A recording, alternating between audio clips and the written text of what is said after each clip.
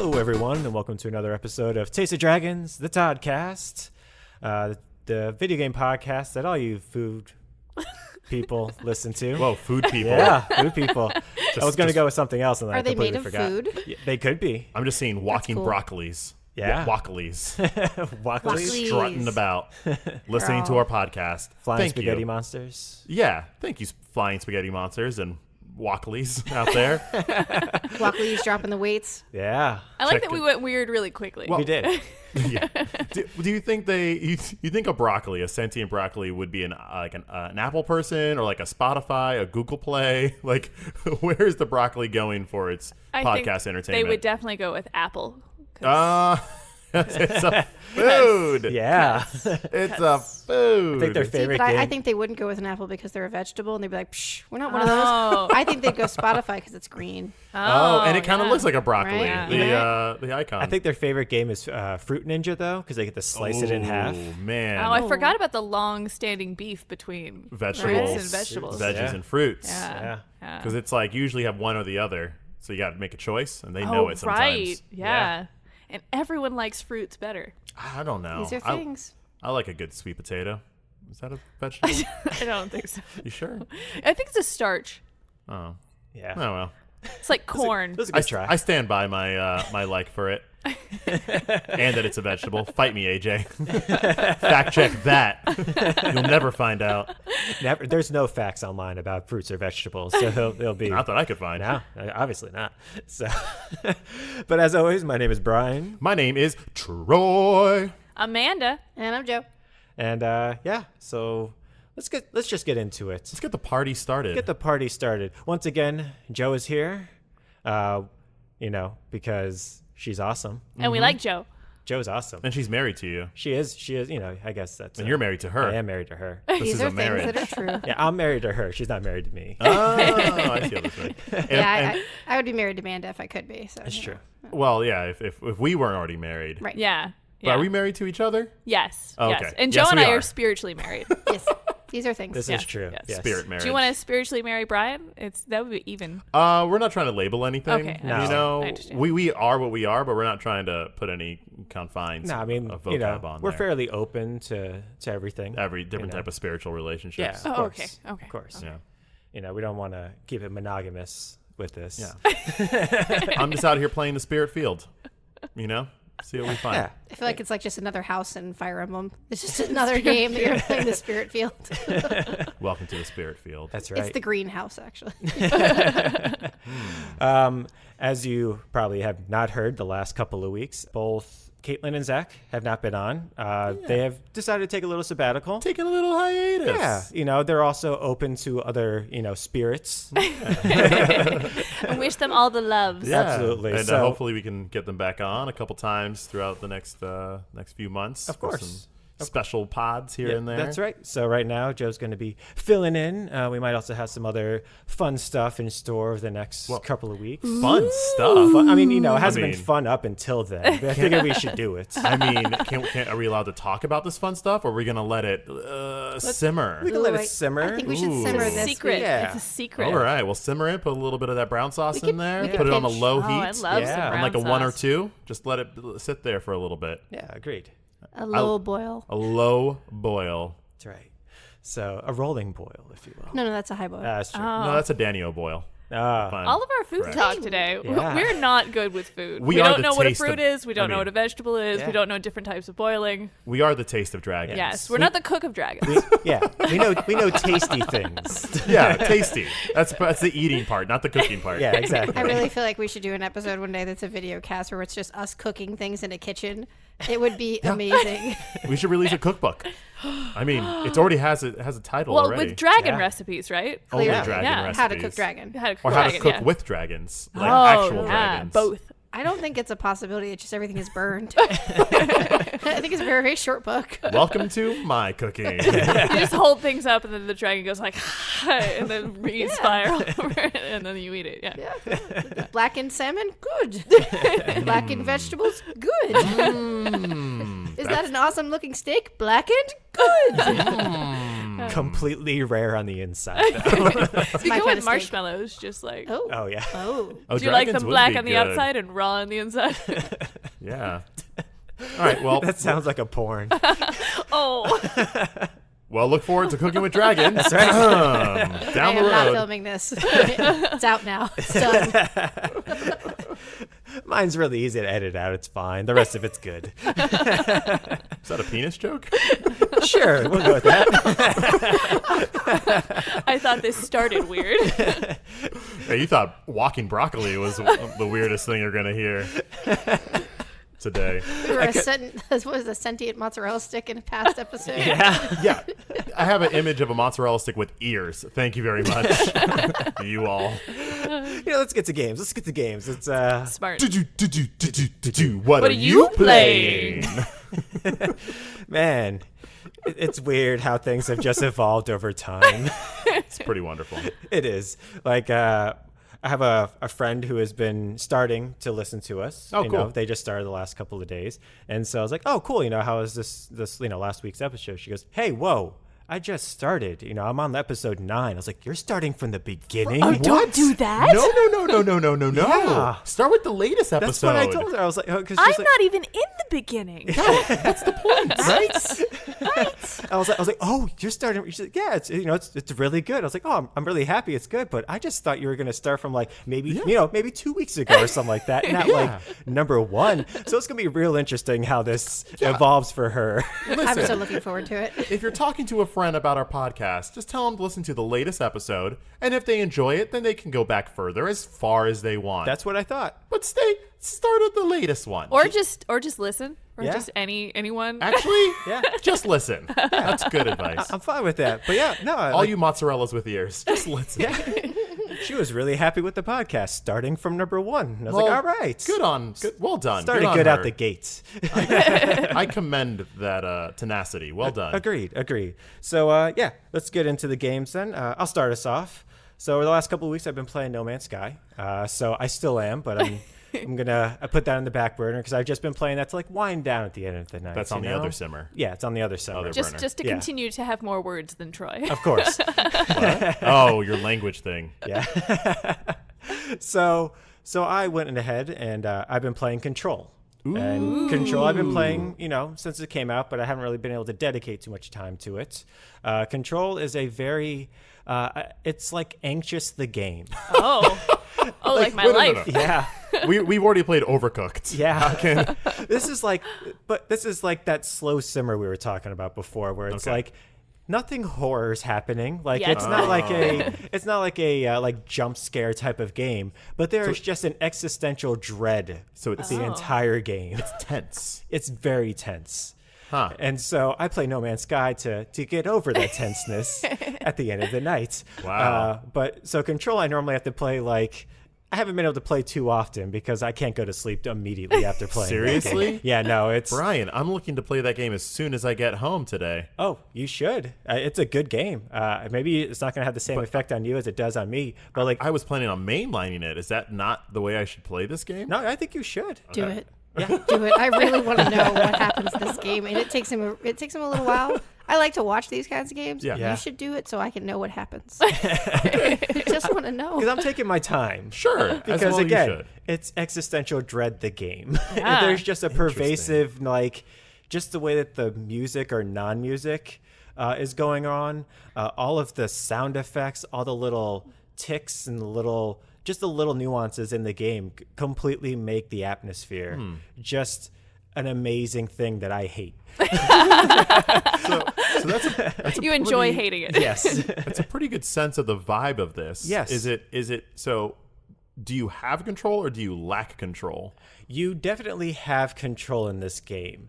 However, you don't really know what's going on because basically Okay. the premise of the game is of course I'm gonna butcher the name, but it's like the National Bureau of Control is what the name of this NBC. building is. Yes, NBC. Bong, bong, bong.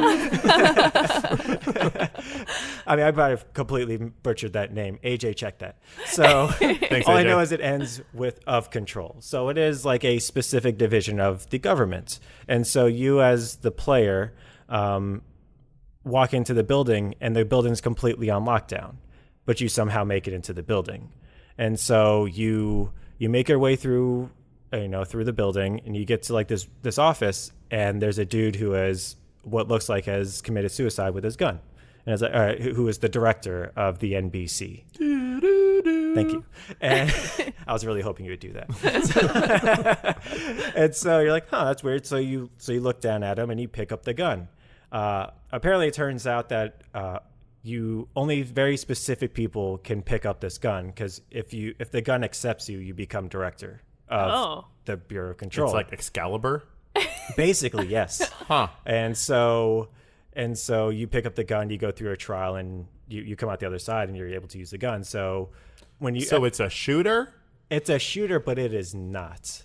It's a third-person like camera, and so as you progress throughout the game, you get powers. Wait. A man was murdered. And your first instinct was to pick up the murder weapon. Hey, it's your first day in this building, all right? Wow.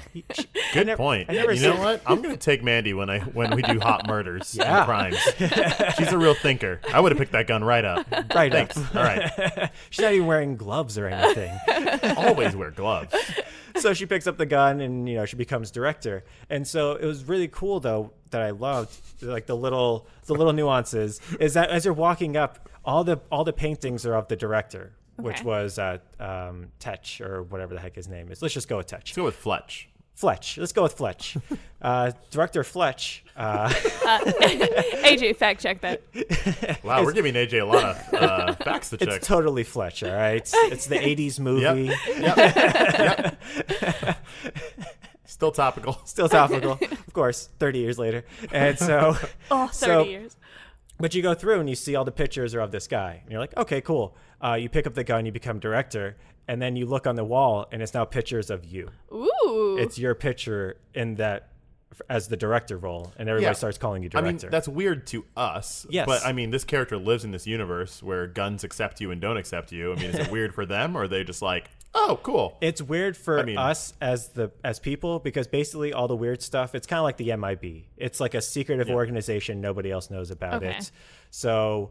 Does the character know about it, though? The character does not. Okay, so the character is us. The character is us. Same... Correct. She kind of has some nuances about her, because she has like an alien being inside of her that you don't know what it says to you. Because basically it's don't pick up the gun. Yeah. They'll implicate you for murder. It was already in there before you came in. But you don't know what it says. There's like a little like a visual cue that it's talking to you, and then the character just responds to it. Oh, interesting. So you don't know like exactly what it's saying, but it's obviously talking to the main character. Well, Brian, since you're so good at getting alien languages, yes, I'm pretty sure you'll be able to pick that one up. I'll pick it right up. I already know what's going on. But the game's been just really good. Like I said, I hate it so much, though, because I hate that kind of like vibe and that kind of environment, which is why I don't really like horror movies. But it's so good. I really want to know what the story is and where it's going and what it was. Like, I'm trying to figure out things that's going on. So awesome. It's an awesome game, though. I've been told by multiple people that it is already their game of the year. So yeah, I am excited to jump into that. Yeah, it's very, very good. I'm looking forward to you jumping into it as well. Cool. And talking about it with you. Cool. So, yeah, that was my game, Control. Well done. Yeah. And now, Joe, what did you play this week? I don't remember if I mentioned it last week, but I've been playing Creature in the Well. I don't think you did. No. There was Kirby, there was Tetris, and then there was Creature in the Well. And all of those things took me away from Astral Chain. I have not gone back. I'm sorry. That's fine. I'm going to let it to AJ, I think, and he's going to let me know how it goes. So, yeah, that's my plan. That's my master plan. Check this fact, check this game. I really hope he'll play it and let me know how it goes. But Creature in the Well, I don't remember what company makes it. It's a digital download for the Nintendo Switch. I, by accident, pre-ordered it. So I thought it actually was out like a month and a half ago, and I was like, I got $9 worth of these stupid gold coins that I never used. Oh, I love those. I never used them, and I didn't realize you lose them. So you lose them? You lose them a year after the game that you bought it with. Oh, okay. Oh, right. A year later, you can lose them. So I've had so many of those stupid gold coins that I've never used because I was like, I'll just save them and I'll buy something big with them. You know, one day I just decided to read the fine print on the Like, my oh, Nintendo, no. and I was like, oh no. So I went in, I looked, and I accidentally pre-ordered this game because I thought I was buying it because I was like, ooh, this trailer's really cool. You're like this weird looking skinny robot, and you're walking along the side of a mountain, and there's like a sandstorm happening, and then it shows you with a sword, and you're whacking a ball with a sword, and it's like a physics game, so it's like a tiny little ball, and it's like pinball. You're a moving paddle. So You are the paddle. Yeah. it's really cool. So ultimately what kind of got me with it is you walk into this really dark area, and it's like a 3D perspective shot where you're kind of being looked down upon, and you have these stairwells that are all around the outside of the perimeter, and then eyeballs open up from the darkness. Beautiful. And a huge hand pulls out of the thing and grabs you, and I was like, whoa, what is this game about? I like pinball, I like physics, and that is a crazy looking thing that lives down there. I am about this. I'm like, $9 worth of gold coins. It was on sale. It was like $9.50 or whatever. I'm like, You're jumping right in that I'm well. about this. I'm like, buy it now. And it's like, available September 6th. I was like, wait, what? No. Wow. What do you mean it's not It out worked. yet? They got got ya. me. They got They ya. got me. So then I spent like the next 3 weeks, basically 3-4 weeks, like almost every couple days. When does that come out again? When does that come out Is again? it today? Is it today? Then the date it was coming out, Yeah. these bunch of bad words did not put the game out and like they were supposed to, like at 2:00. Oh. I was so angry. So we almost left the house to go get food or something, and I was like, I'm just gonna check and see. It was like 3:20ish or something like that. And I was like, I'm gonna just check and see if it's available. It was available. So I was like, it's available. You can play it. So this game is awesome. Is it a side-scrolling? No, it's like a third person, kind of like the camera's behind you. And you have a most of the time. sword, and then you hit a ball. You can have a sword, you can have a pan, you can have a stick, you can have all these random weird things that you use to hit balls to around hit the a ball. environment. So like ultimately, so there's a giant mountain. Games are fascinating. Oh, it's so My good. goodness. There's this giant What? mountain. There's a town, and all the people in the town have their doors closed, and the only thing you can see is them saying, "Don't make any noise, or it'll come in here." You can't go in the doors yet, so it's like I'm like, what is Okay. going on? You're walking through a sandstorm and you can't see anything. You know, so you finally get to the top of the bottom of this mountain, and there's a giant opening with all these weird techno things across the sides of it, and you go in, and there's like a frog. There's a frog dude. My Frog favorite dude's kind like, of dude. It was weird. Frog dude's like mopping the floor or something, and there's a weird energy pool next to him, and you stand in the energy pool and you get your life back. Essentially, you get energy back. So you apparently are a robot. Part of robots that millennia ago, it seems like, decided they were going to build a machine inside this mountain. And inside this mountain, there's a creature that lives in the mountain, and it got angry while you and all of your bot friends were building this thing to make electricity for the town. I thought the sounds- creature lived in the well. It's just the name of the game. Oh gosh. I sounds actually very- Is the well the mountain? I imagine, yes. I was going to say, I'm okay, sure at some we're point they're good. going to let us know the well is the mountain, or there's a well. And that at you're the bottom. monster all along. Dude, it does not actually look good. Like you being a nice robot, you don't seem like you're being a nice robot. Isn't that the story of the Balrog? Yes. Okay. Yes, it is. That's correct.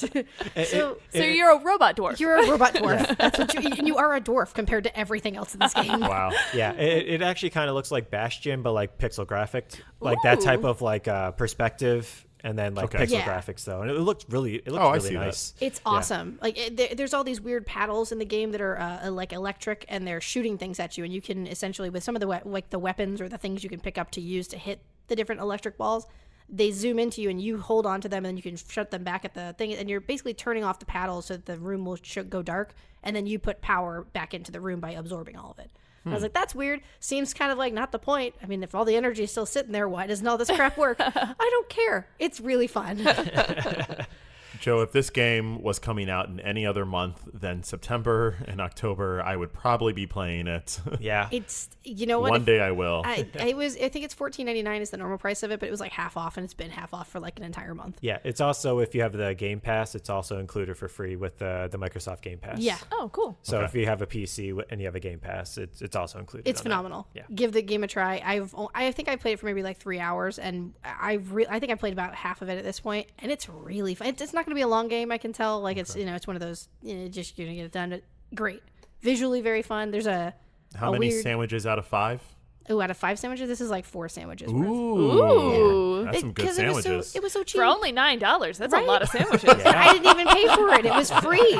Like You paid like 50 cents for I think it. I paid 59 cents for this game because Right. that's how all I had left of those gold coins. 59 cents Right? for 4 sandwiches? That's a high bar. That is. I would have paid $9 happily for this stupid game. It looked really cool.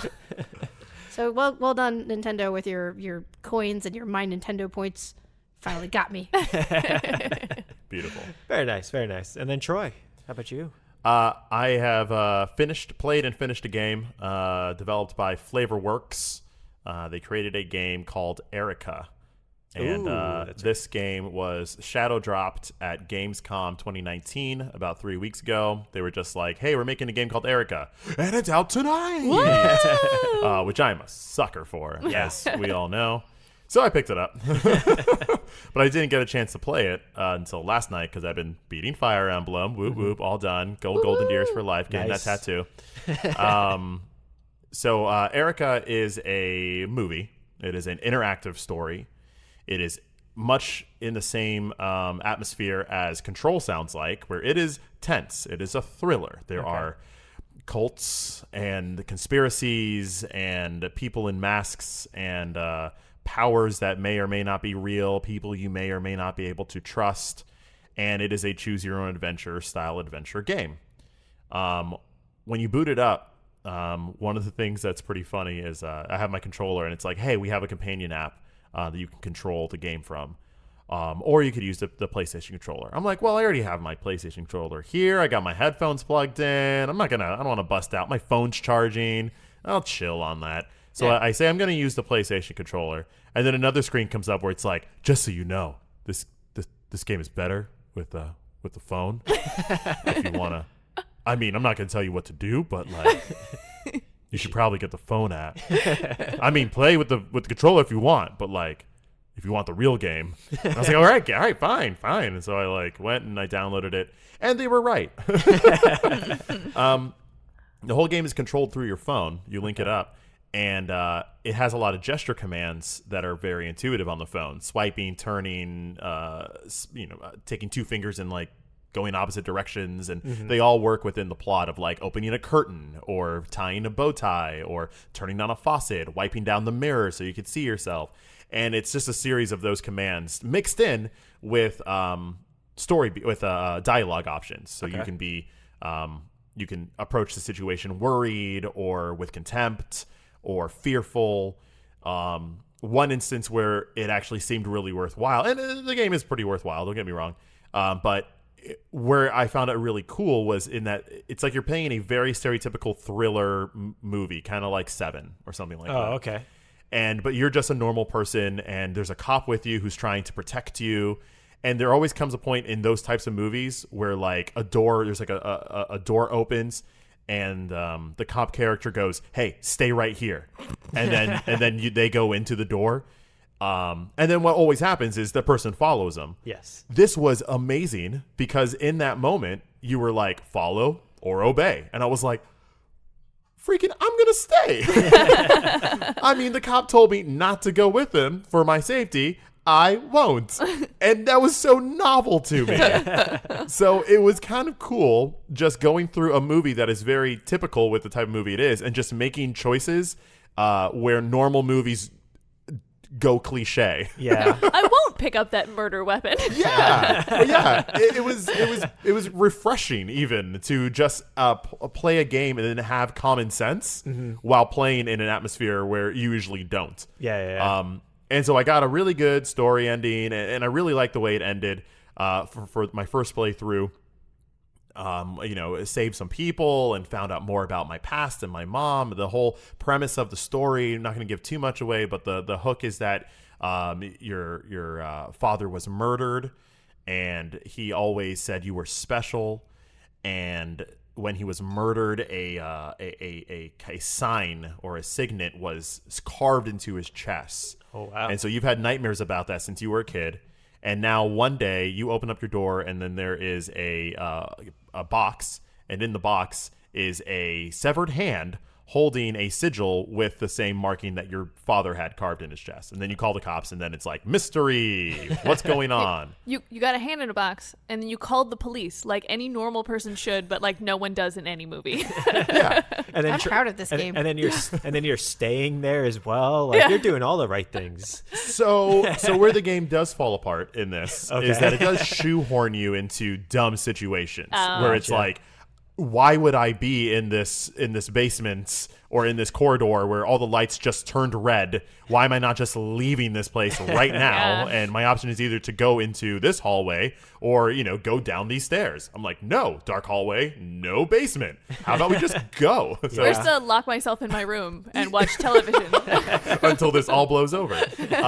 So it doesn't go that far, unfortunately, but it was a pretty good ending. And then I replayed it again just to see the differences. And you do flesh out the story a little more on the second playthrough, and learn a little bit more about the story. But it definitely didn't feel as organic. I found myself turning away characters, and then for some reason they just kept showing up.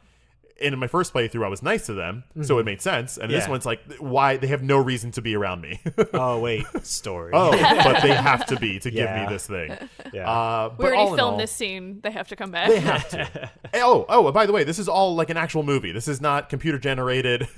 Yeah, it's an These FMV. are real actors, full motion video, real actors, real sets, real props. And it all plays out as you watch it. It's about the length of a movie, it's about 2 hours. Which kind of sucks because if you want to see different endings, it takes a whole 2 hours just to get to like that one part where you made a different decision. So Gotcha. I don't know how much I'll redo it, but it's pretty good. You get trophies. It's always a plus. Yeah. So Flavorworks. It's one of their first games. Mm-hmm. So I look forward to seeing what else they'll make. Because Nice. Erica was interesting, and Yeah. it was only $10. Yeah. Yeah. The price of a movie. The And you price get- of one And Yeah. you get multiple movies you got out of two it. movies. Yeah. Yeah, exactly. Nice. That's awesome, man. No problem. Yeah. And then I said Manda. no problem. Like I made it. Yeah, no problem. I really enjoyed You making did. that. You It did was great. make that. You made that experience for us. Yes. Of telling us what happened. I put that on the hot That was burner. your right. story. Yeah. It was That my your story. For my story for this week, I played Monster Hunter World IceBorne. Ooh. I didn't think I was going to. I got to get to that. I wasn't sold, and then I loaded up the game just to look at it, and then I saw the adorable face of my Palico, and I couldn't not do it. Just staring at you back. Your little fluffy kitty creature. I picked the most vacant expression. She's adorable. She has no idea where she is at any time. She just has this. Oh, so cute. But for those of you who don't know, Monster Hunter World is an action RPG where you fight big monsters and you stab them lots of times and then wear their skin. But this one has ice. Ooh. Ooh. What's a twist? There's new armor, new skins for monsters, new environment, and all of that's cool, kind of what you'd expect. But some of the other cool things is there's like a new area that you can start out of, and the hub is it has a much better design than the previous ones. Okay. We're like, because I'm crafting armor, I need to run over here and do this, and then I got to go upstairs to get this other thing, and I have to come back down. Like real simply, like in the original game, you had the armory where you work on your armor, and then the box to put on your armor, switch out armor, is outside of the armory. In this new expansion, they just put that box in the armory. Yeah. Like, Okay. in order to go on Quality missions, of life. the Palico stand is next to the mission. So it's like, I wanted to change my Palico's weapon. And that used to be in your room. So you had to go Like- through a load screen to Yeah. get to it. And now it's very well done. Oh, it's Good, also, good. I mean, needless to say, because it's Monster Hunter World, it's beautiful. They added Palico interactions. So before your Palico just kind of followed you around and then you never interacted with it. But now you can do like, they had silly things before where you could like sit on a bench or like lay on the bed or something. They have like special fun stuff that you can do with your Palico now. You can like pet them or hug them. And... Nice. Play with them. Yeah, it's like that. Can I pet the dog? Twitter account. Yes. Looking back on it, it was a shame that we never got a chance to play with the Palicos, the kitty creatures in that game. And so when you first got to when the Palico hops in your lap in this new expansion, it is magical because we've already spent over 100 hours with these characters last year and with our little pets to actually finally have like affection. Yeah. is super sweet, Nice. super fun. Nice. Selling point of the expansion. They also made Pokemon Snap they made like a little mini game for you to play, where one of the guys who's obsessed with the Grimalkites or the Palico race, The native Palicos. the native Yes. Palicos. The feline He ones. gives you a camera and he's like, take pictures. So Yeah. like if you want like a fun side quest, and then you can decorate your room. Okay. So that was new. Is Yeah. while you do quests, you'll get lamps and stuff, and I'm a sucker for that type of thing. The person who's bought too many Sims expansions it is also very fulfilling. Yeah, because I mean, you could somewhat do that last one because you could catch like bugs and you Yeah. could put those in your room and it would kind of decorate it in a way because Right. a lot of the bugs were different, and then you had like jellyfish and Some were Yeah. rarer things. than Yeah, other some were ones. rarer. Yeah, and some of them were just pushing around a giant pile of poo, which is also great. You can add multiple ones now. So if you Yep. had a favorite and you catch like 5 of them, you can just put like 5 like little squirrel creatures in your room. Yeah. It's very funny. Nice. They know their audience. And it's very there's well a done. monkey you can catch. They have a sauna in your new room, Uh-huh. like a hot spring. Oh, So, okay. So you can put the monkey in the hot spring, and it Yeah. just closes his eyes and just like floats in the water and just is all steamy. That's great because that actually does happen in Japan. They have Oh, yeah. they have onsen, or they have natural hot springs that are in the mountains where the Wow. monkeys just naturally hang out Oh yeah. around. Oh yeah. Have you all been up there to do that stuff? We haven't been specifically to those, but we've seen them. We've been to the areas they're in. We haven't gone to an onsen ourselves, like in Do- the mountains, to do Do this. they allow you to go in them? Oh yeah. Mandy, if we go to Japan, that's like We're priority totally number in a hot one. tub with monkeys. Yeah, oh, yeah. This next trip we're taking, we're gonna go in February, and I think I need to get over my whole like not being naked in public thing. 'Cause that's how onsens go. Oh, or most of it's them are. just full out. It's Yeah. yeah, Yeah, there's no clothes. Oh. It's totally I guess cool. the monkeys make. I mean, they're like, we're not putting on See, shorts. But because it's snowy, it'll be really cool because it'll be like a crazy hot spring. There'll be monkeys all over the place, and then you'll be able to like bathe in the snow with a hot spring. I'm more excited that you're Right? nude doing this. Isn't that crazy? That seems like the right way to do that. At some point, Yeah. I'll get over it. We're gonna onsen someday. It's Yeah. gonna be great. But that's an actual thing that happens in Japan. They have hot springs monkeys, which That's is fantastic. That's pretty cool. That's pretty cool. You can take off your armor in Iceborne. Oh, but yeah. okay. To like be in the water and float and splash the Yeah, water. you have a very cute to each bathing other. suit. Yeah, nice. modest. But the expansion is $40, and if you buy the expansion and the game at the same time, it's only $60. Correct. So Yeah. That's awesome. Fun stuff. Definitely worth the sandwiches so far. Nice. Ooh, yeah. cold sandwiches. Yeah, See, like- icy sandwiches. Ooh, icy like cold. like those ice cream tacos they sell. Yeah. Oh, like an ice cream sandwich. Yeah. Yeah, Choco Choco taco. We both know. I love choco tacos. He really does. I bought it. I just haven't had a chance to play it because I wanted to finish Control, but I Yeah. can't play that much of Control every night. We're like And in a then- cycle. Yeah, where we're- it's like I you're thought you were trying talking hard. about Choco Tacos. I really wanted the Choco Taco, but man, I bought it, but I haven't had time. It's just so tense. It's just too cold, you know. I'm playing Control. I can't eat Choco Tacos.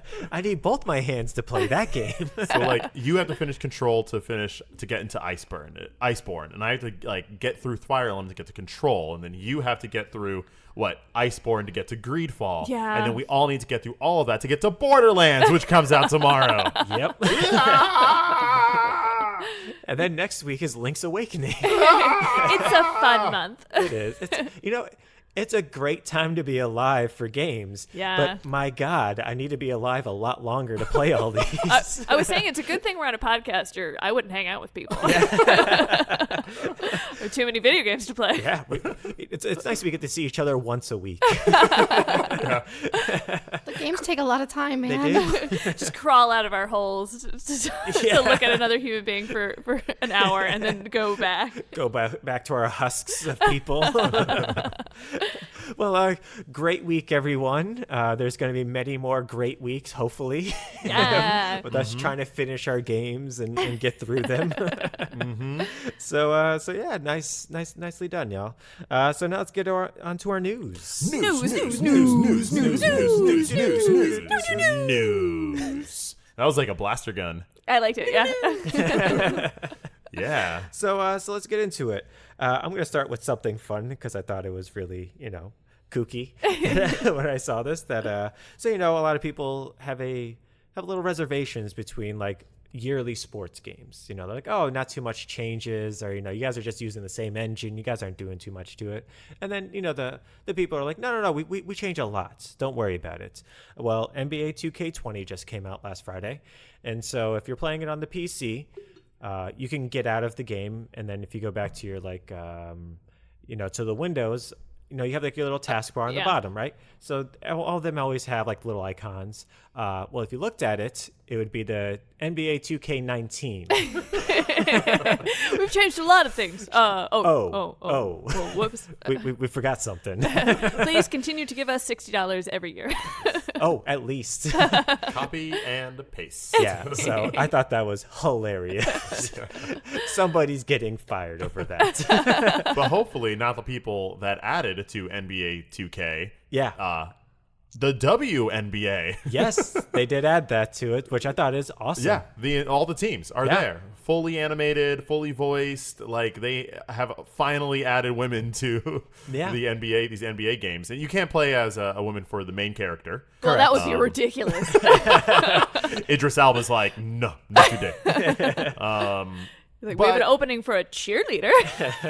But now they got the assets. I think we're gonna get there, which I I think would be great. I would get that one. I would get that one. With the first one where you get to be an WNBA star, I'm in. Yeah, or I'm at least the option to do it. Yeah, absolutely. I agree. Yeah. So so as much as they don't change, they do change all at the same time. Wow, that's deep, bro. Yeah.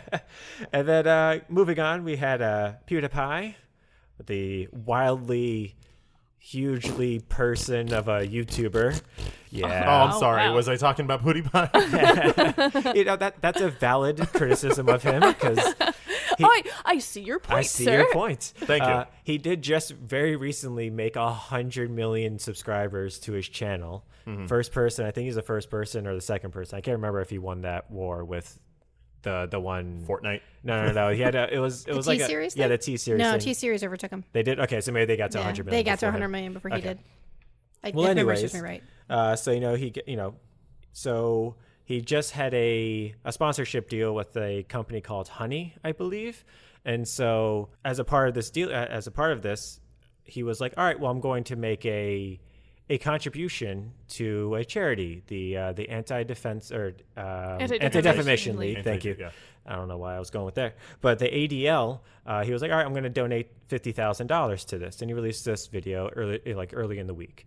And so a bunch of his viewers put out massive conspiracy theories because they're like, oh, they have to be blackmailing him in order for him to be doing this because they've had a little bit of a spat in the past. So he can't just be a good person?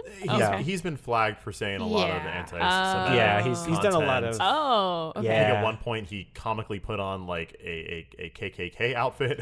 Yeah, he's not done some great things. It's hard to imagine that in good taste. He at one point paid two dudes on Fiverr to hold the sign that says "Death to all the Jews," and they were both Muslims. As a joke. As a joke. That's funny.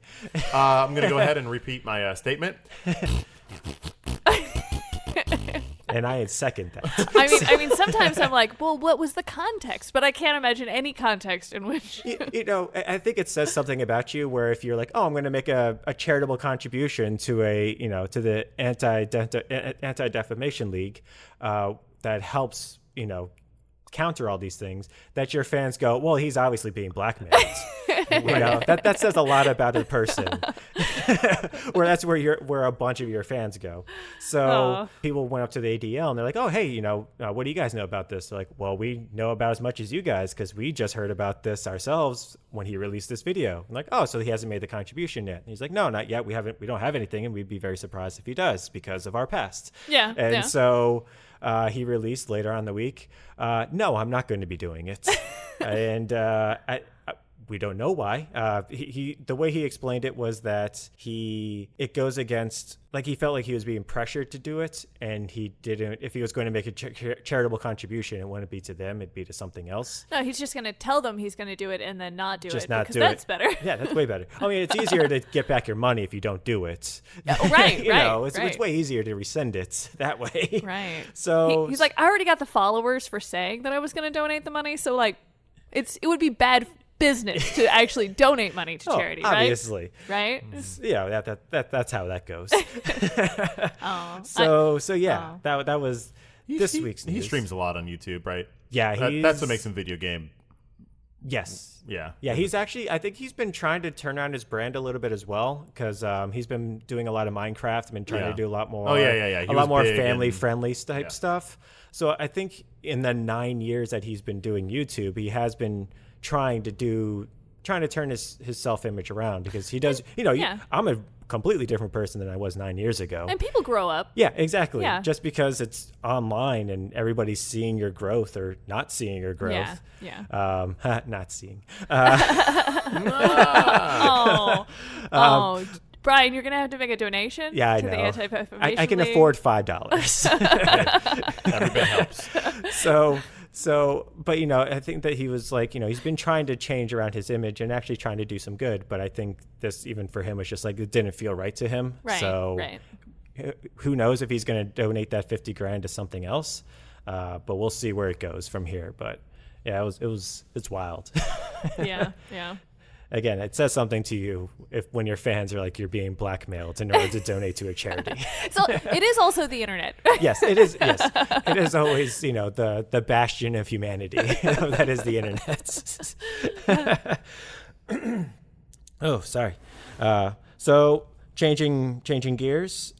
Speaking of online-ness, Borderlands 3 is coming out tomorrow, or actually, it came out Friday. Let's just go with that. Yes. Yeah, totally. It came out Friday. We're going to get really good at that. We're going to get real good at this one of these days.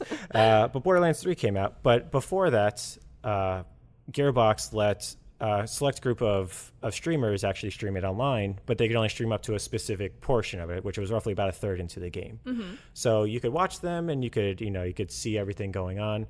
But they also put in a new widget, if you will, where as you're watching it, if you click on, there's a little special box, and if you click on it, you can see all of the streamer's stats, what weapons he's using, how much money he has, what specs he's using as well. And then also there's special in-game events that can happen just by watching the streamer. So if you link on Borderlands, or Borderlands in general, there's a thing called Shift, which is their account that you can sign up for. And so you can link your Shift account to your Twitch account, and you can play along with these games. So one of them is a piñata event, where it just randomly happens, where a piñata will spawn in the streamer's game, and you get to choose what's in it. So you get to vote it's going to be it's going to be a heavy weapon, or it's going to be cash, or it's going to be a mystery, and it's going to be anything random. It's going to be a shoe. Yeah, just one shoe. It could be a shoe. and so that's something like a little interaction that you can have, and whatever gets the most votes is what is in the piñata. And then there's another one called a badass event, which are things that spawn in the game, which are badasses. It's the actual name of the thing that's in the game. And so I believe it actually takes the name of a random person in your chat. And so the person inside their game sees this name, and so they realize, oh, it's chat against me. And so people can join in on this event. And so on the bottom right-hand corner, it's the same thing. You can vote on specific things, but whatever you vote on happens inside the game. That's fun. So you can choose to level up this creature. You can choose to heal it. You can choose it to do double damage.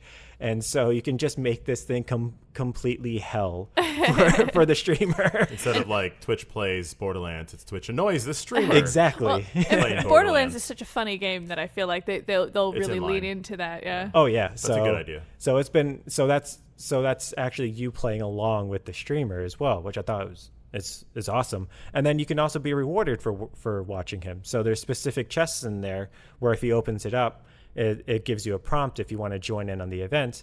And so you can win a piece of gear that's in that chest. That's cool. So it's kind of like a lottery. So I think it's either half or a fourth of the people who join in actually win a piece of this gear. Cool. And you get to choose which piece you want. Oh, that's fun. So if it's something really good in there, you can get it for your own game when you actually start to play it.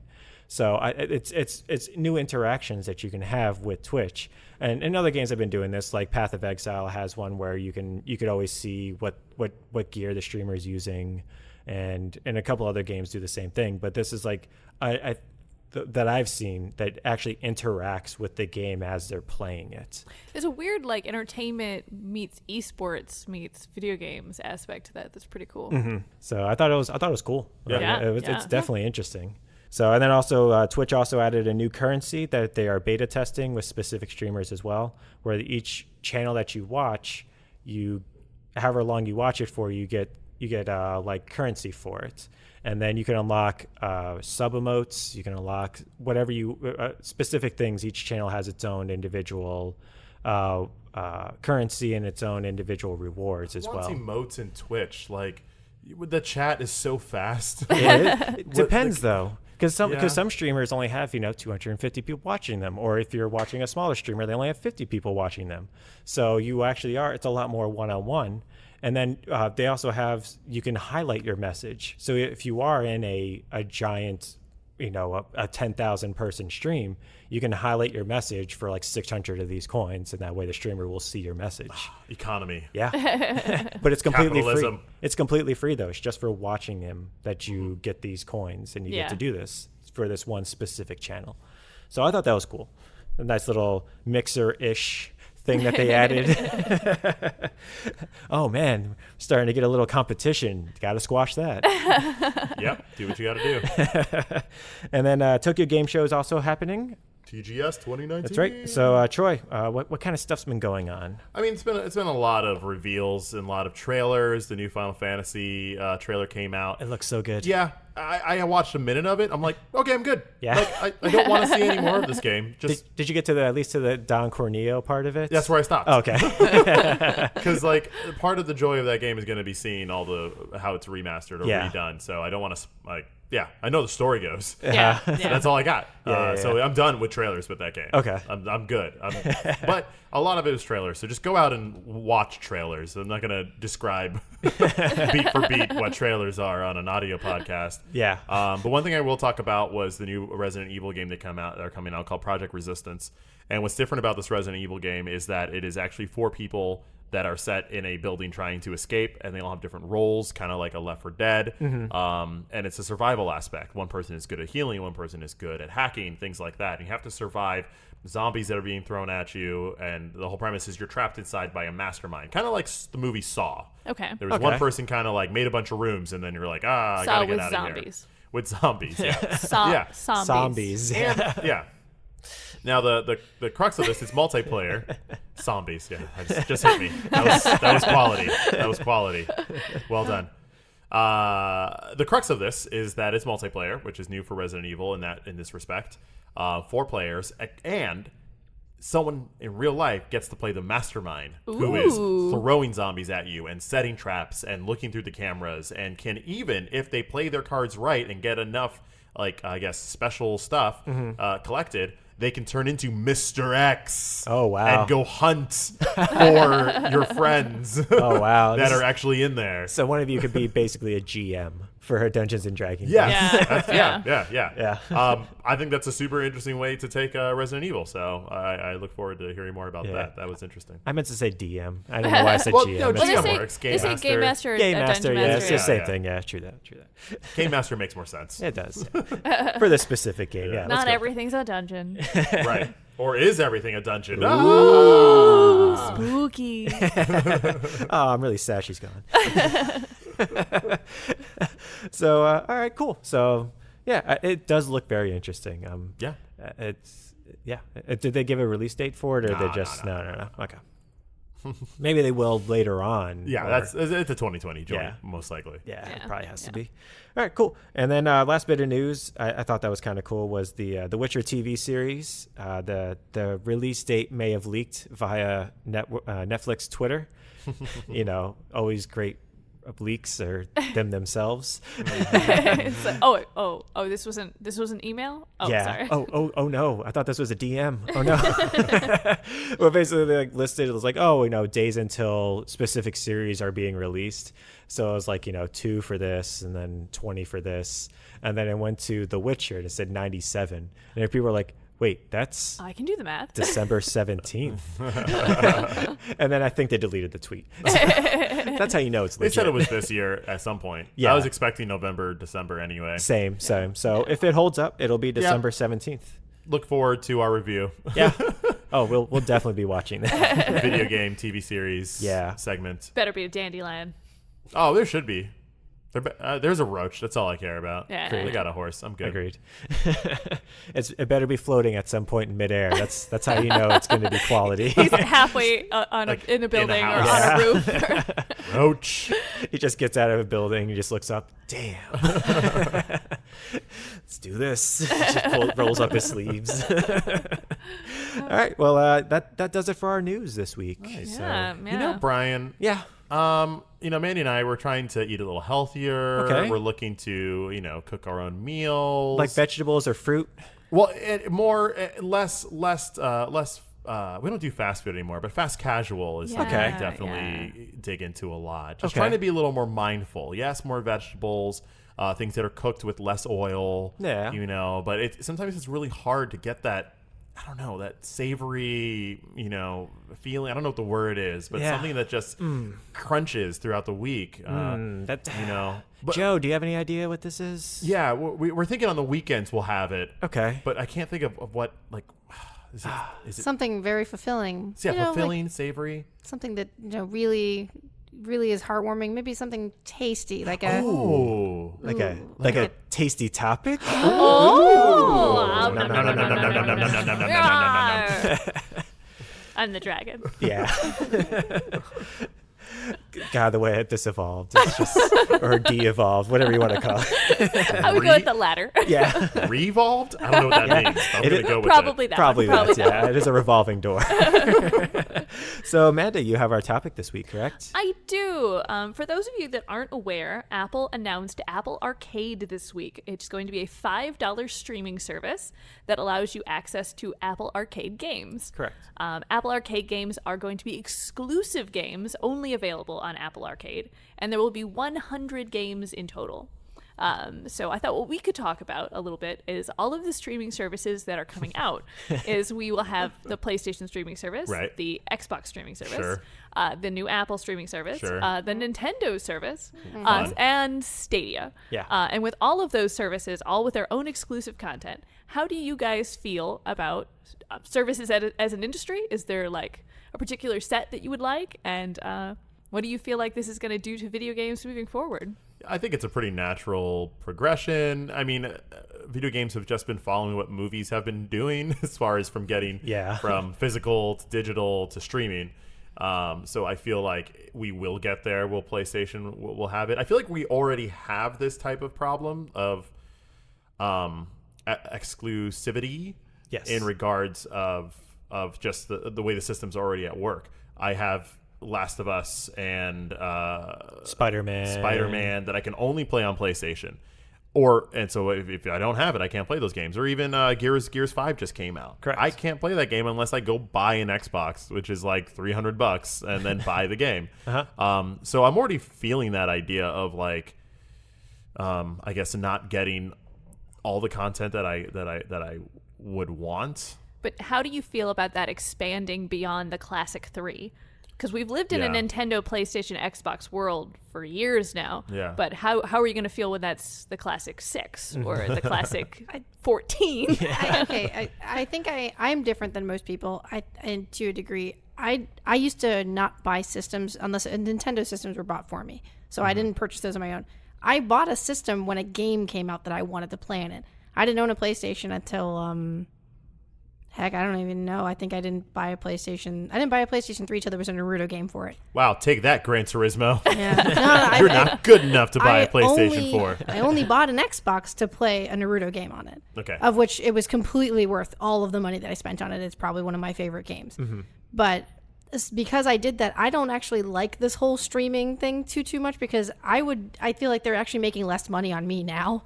Because if I wanted to play a game that is only exclusive to those now, so I spend my $5 then that month, and if I don't feel like playing that game anymore, I stop that subscription. Yeah. Whereas before, I used to buy a system, I used to buy a game, and then I'd probably buy 3 or 4 more games after that, just because I'd feel stupid only having one game, and I want to play with my friends, so I buy a party game, and then I'd go buy a Connect, and then I'd go buy all these random things that I don't really want to play with, but everybody else wants to play with them. So I feel like I personally feel like it's like a cable.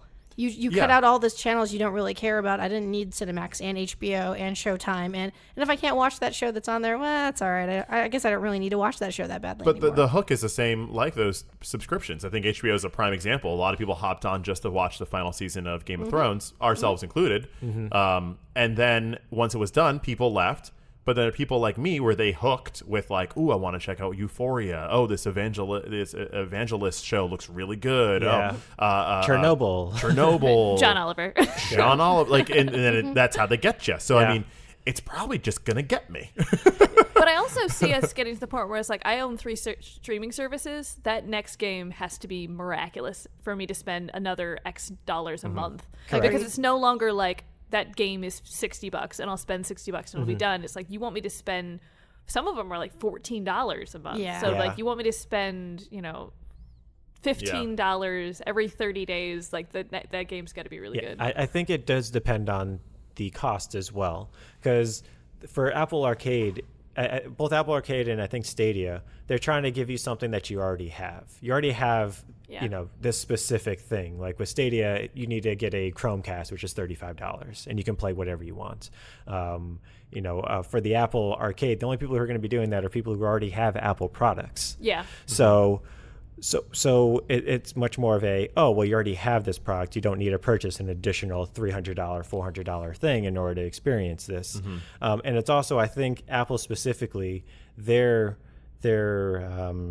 service business is, I think, like 20 or 30% of their revenue right now, which is like their iCloud, their iTunes, all that type of stuff. All their subscription-based stuff is like 20% of their business model. So they're trying to expand on that, because it's also one of those things where $5 is very easy to just set it and then you just completely forget about it.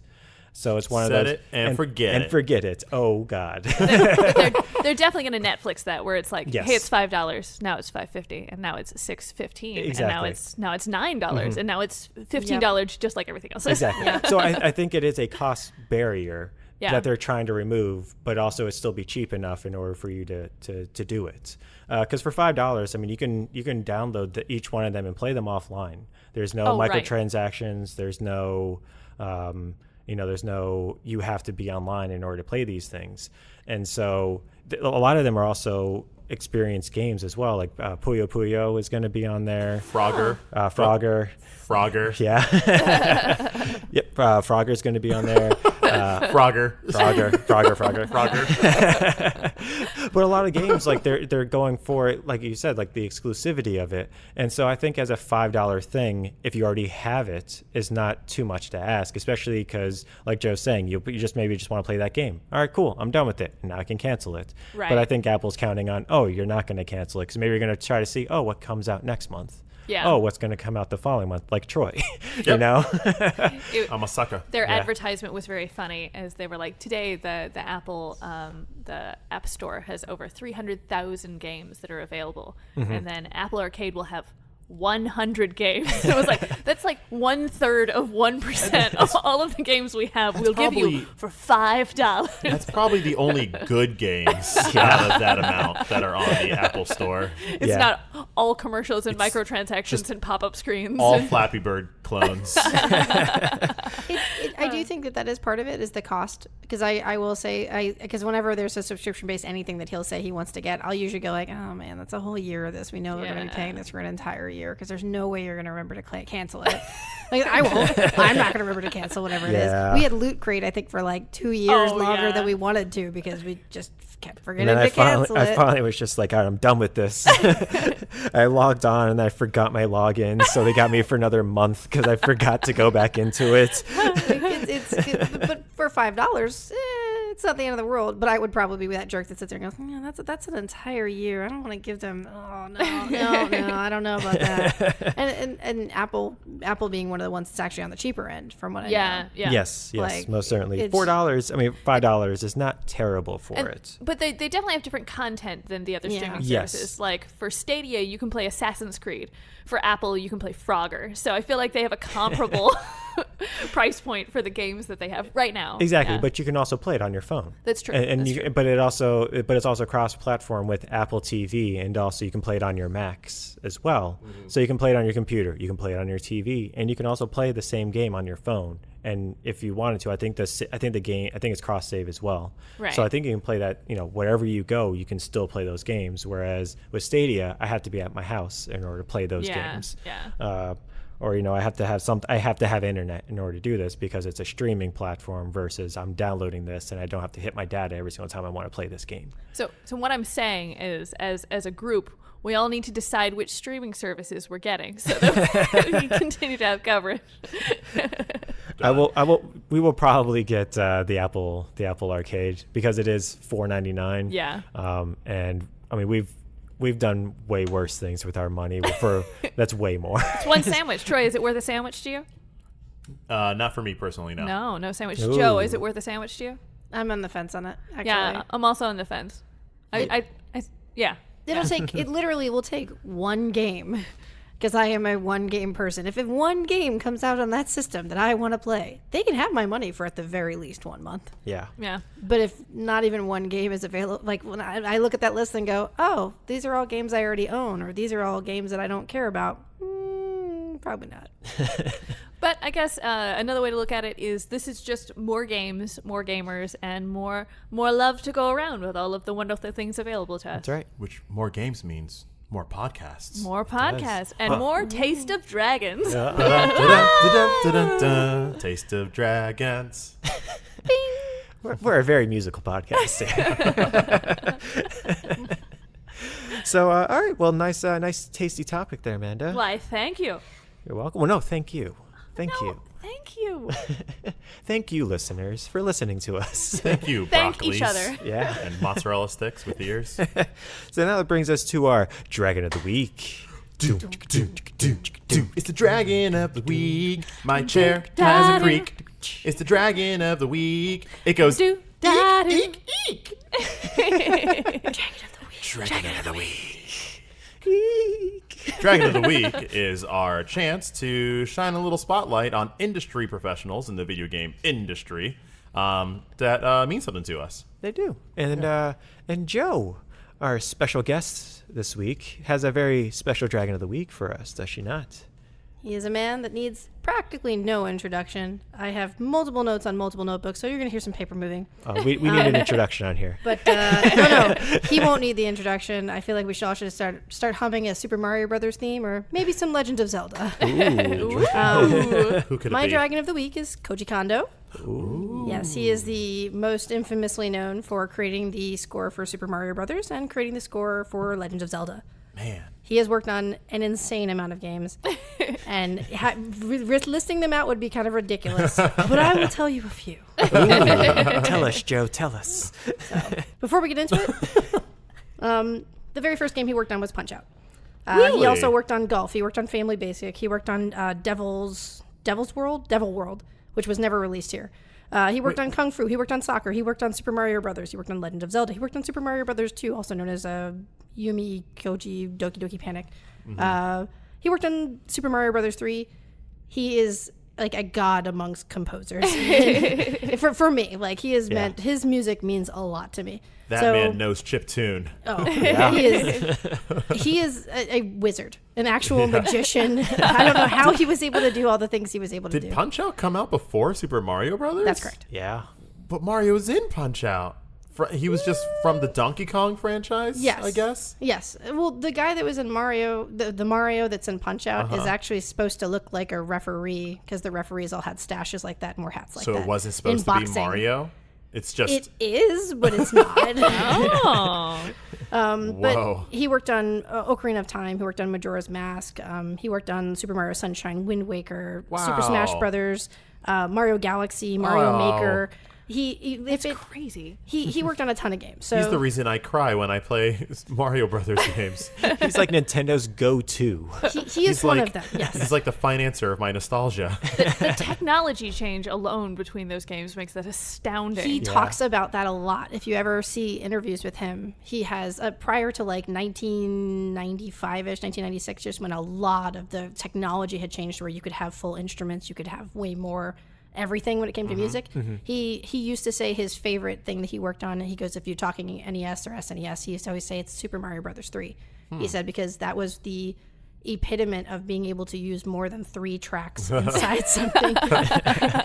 He said that technology had gotten so much better by that point, and that was one of his favorite things to score, because he was able to have more than just 3 or 4 pieces of track inside the system itself to be able to make multiple tracks more, and not just making the same track with a different tone to it. Or he is an amazing creator. He was born on August 13th, 1961. That makes him 58 years old now. Because later on, we normally always say that part. I'm going to say it now. Nice. Changing it up. I and know, you're right? probably right. Yeah. I might be. I'm not sure. AJ? Our fact checker? Yeah. So I think it's right. He was born in Nagoya. At the age of 5, he was in kindergarten or for primary school. He started learning how to use the electric keyboard. So it's like electric organ, which would essentially become a synthesizer to electric keyboard and all that. In secondary school, he was inspired by jazz and rock, like Herbie Hancock, and I think the name of the rock band is Purple or something like that. Deep Purple? It might be Deep Purple. Maybe it's Deep Purple. That makes sense. Cool. But he was even in a cover band when he was in middle school and into high school. Like, he loved jazz and he loved rock. So he went to Osaka University, and right out of there, he saw an advertisement for a Nintendo. Nintendo had went to his actual school, and they had done a whole hey, anybody here for arts? We're hiring. It's 1983. This is kind of a big deal. And he goes, I really like synthesizers. I really like electric music. I'm going to give it a whirl. You're originally supposed to send in demo tapes. You were supposed to go for interviews.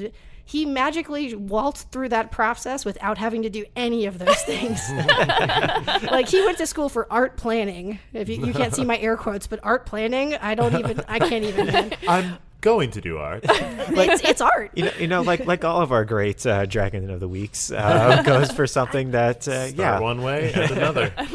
I have an idea for art. I'm planning to do art. That's the idea. So he got hired. I think he was the 3rd person hired for music specifically. Okay. And the very first game, as said earlier, that he worked on was Punch-Out, and that was the first game he did all of the music for and all of the sound effects for. Oh, wow. Great And music, great sound effects. Because both the music and the sound effects were in both countries. When they regionalized that game, they didn't change any of it. Mm-hmm. So it became huge here, it became huge there, and he became, as far as video game composing goes, a household name. Oh yeah, like bomb, ba ba bomb. Yeah, it's kind of insane. His grasp of how to use electronic music was he was so invested in it that he worked on Family Basic, which was a Famicom game where you were teaching how to make music for things. And it has a keyboard and it's got controllers, and it was like a family game where you could teach yourself and your kids how to make music, 8-bit video game music. It's crazy. He was so into it.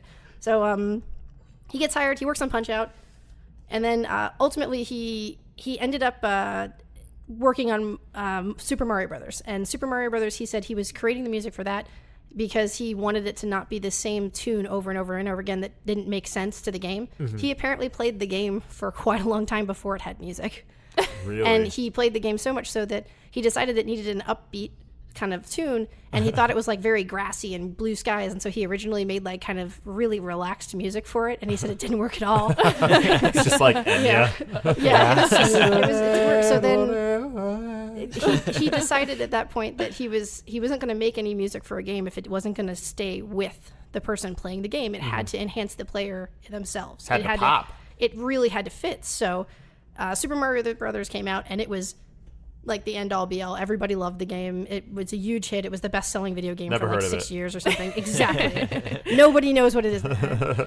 He made the overworld theme for that, and quite a few of the other themes that are carried on to all of the other Mario games that there are. And then Legend of Zelda came around, and originally it was supposed to be, I think it was a Borleo or a Boroboro. It was an actual waltz, an actual tune. And he realized that the creator's music was not available to use yet. No. It wasn't free. It wasn't open to the public. It wasn't free domain. So he had to create the theme for Legend of Zelda in 24 hours. Yikes. Yeah, he created the overture, the opening to Legend of Zelda Get in out of 24 here. hours. Oh my gosh. So, and that also a theme that has carried on to pretty much every Zelda game So there is. it was just like, bum, bum, ba-da-ba-da-da-da.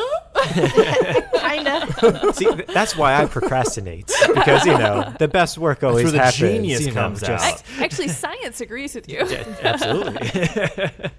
So he basically spent a really good chunk of his time working hand in hand with like people like Iwata and Shinjiro Motomoto and a lot of the people there. He worked hand in hand with I cannot say these names very quickly, so Take your time. Give me a second. That's Hirokazu Tanaka. I've never okay. had to say Tanaka's first name. I was very confused. But I was like, oh, wow. And Yuriko Kanafoka. So And who are they? They are the first two people that Nintendo hired to do music. Okay. So he worked hand in hand with them, and then he kind of became like the guy. The Koji. So yeah, he really and he The is Koji is what we call that. he's super It is. humble. He is very, very kind. He is always giving credit where credit is due. When when people are like, "Oh, you created this," he's, "No, I worked on this with someone else. Wow. They did this, and I helped with this part of it." That's awesome. He has a huge list. After, I think it was our Ocarina of Time is the very last game he composed everything himself. He did all of the sound. He did all of the design for that And they're one. still just using that music. Yes, very, very much so. It's like reiterating on Very, it. very much so. Well, it doesn't mean that he didn't help with all the other Right, ones, right, but right. he definitely, that was the last one he had 100% control. That's what he did. And one of my favorites is Wind Waker, and he had very heavy hands in Wind Waker as well. Yeah. And he worked with 3 other people on Wind Waker because there were so many different points in time in the game. They wanted each one to have a different feel, but he still worked with every one of those people. Did he work in Breath of the Wild? Yes, I do believe he did 2. I think it's only 2 scores in that. Okay. So, but all in all, I mean, he is really just an amazing person, and Yeah, he has right on. he has some fun quotes. His driving philosophy in all games was rhythm, balance, and interaction. He felt like players needed to interact. He was doing more than what a movie would do, where they're emphasizing a scene and showing you what an actor feels. Whereas with the game, he wants you to feel what that character you're controlling, because that's you.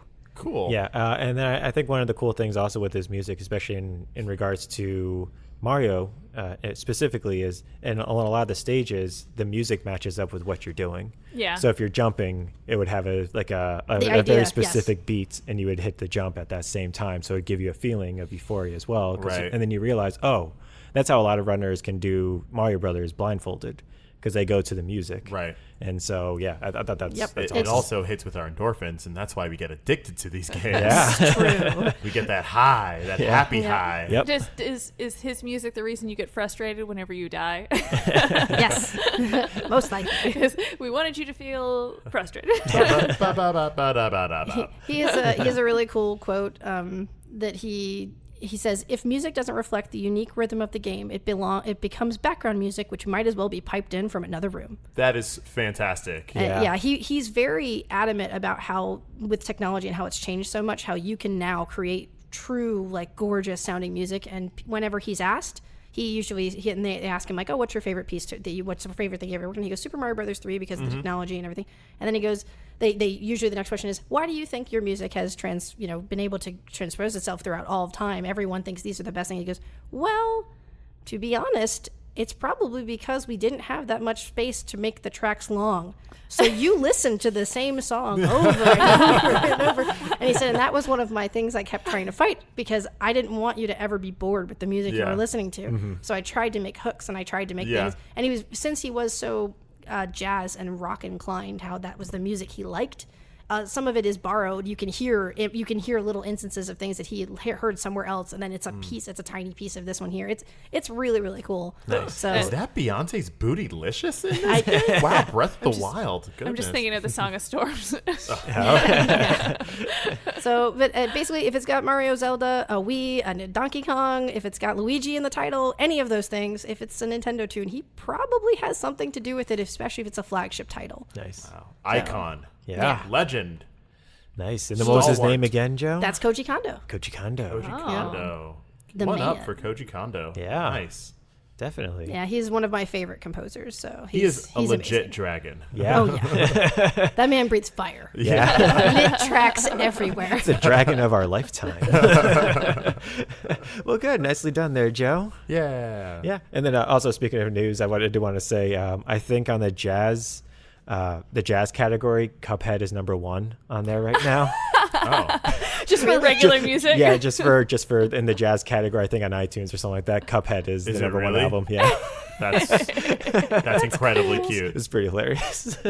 and well deserved. Oh yeah, as soon as you said jazz, Joe was like, oh, I think I remembered that now. So yeah, awesome Dragon of the Week there, Joe. And that's really nicely done. Especially with you only being on here, what? This is your 4th time on here now, I think? Something like that. I don't know. 4th or 5th It's a time? handful. Yeah, a handful. I knew you could do it, Joe. Yeah. Aw, thank you. Someone believes in me. Huh? What's that? Wow, those icy daggers going towards Brian. It's like Monster Hunter, Iceborne. Yeah. You don't have to wait to play. It's so cold. That's normal, though. Yeah, it is. It's true. Well, unfortunately, that also means it's the end of our episode. Oh. Womp, womp, womp, Now I'm cold and sad. Whoa, warm up. That a is a sweater. mechanic in the game. Drink some hot cocoa. What is it? Hot drink? It says hot drink. It's just hot. Hot They drink. didn't even try with that. No. It's like it's purple drink, but hot drink. Just hot drink. Well, they had cold drinks, so I mean, they Could didn't it be- lower the standards. You can't just write tea. Can't just be tea. No. No, it's probably alcohol. It's probably whiskey. Oh, okay. But yeah, as always, we record live upstairs inside of Tate's Comics, powered by our friends, the 3000 Brigade. Yeah. Just getting more and more things added onto this. It's good. I'm cool with it. It's fine. like It's it. fine. And then, as always, you can find us online as well, right, Troy? That's right. We have a pretty large presence on the Instagrams. And also, if you've been following our friend AJ, who fact checks our facts, if you want to look for his responses, they are exclusive to Instagram. He leaves comments on our episode list. So if you're wondering about things, that's the place to go to check That's a up good on those comment. facts. That's It it. is. Yeah. So yeah, check out on Instagram. That's right. Yeah, we have lots of things throughout the week. We do. And then you can always check us on tasteofdragonsaswell.com. And then we also have our sister podcast, which is... Tater Talk. Oh, yeah. A comics podcast. A comic podcast. A Tate's Comics podcast. Yes. Is that the full title? Yes. Yeah, because, it's Tater Talk. A Tate's Comics podcast. because there's another Tater Talk. Oh yeah, it's like baseball or It's a something, baseball right? one, yes. I definitely made that mistake once. I was like, wait a second. Yeah. They're talking about way less Spider-Man in this. They're like a top 25 baseball podcast as well. Yeah, they're pretty great. Cool. So maybe we're getting some hits off of them. People confusing that one. I'm like, hey, well, I can't even think of a baseball reference. I was like, RBI? I don't know. Yeah. Yeah, let's go with that. They make a short stop into our podcast. There it is. Heyo. Brian, Home run, you're in a Brian. league of your own. Yeah, I am. But like you just said, my name is Brian. And my name is Troy. Amanda. And Joe. And that was this week's Taste of Dragons. Have a great week, everyone. Thanks. Bye-bye. Bye. Do, do, do, do, do, do, do, do, do,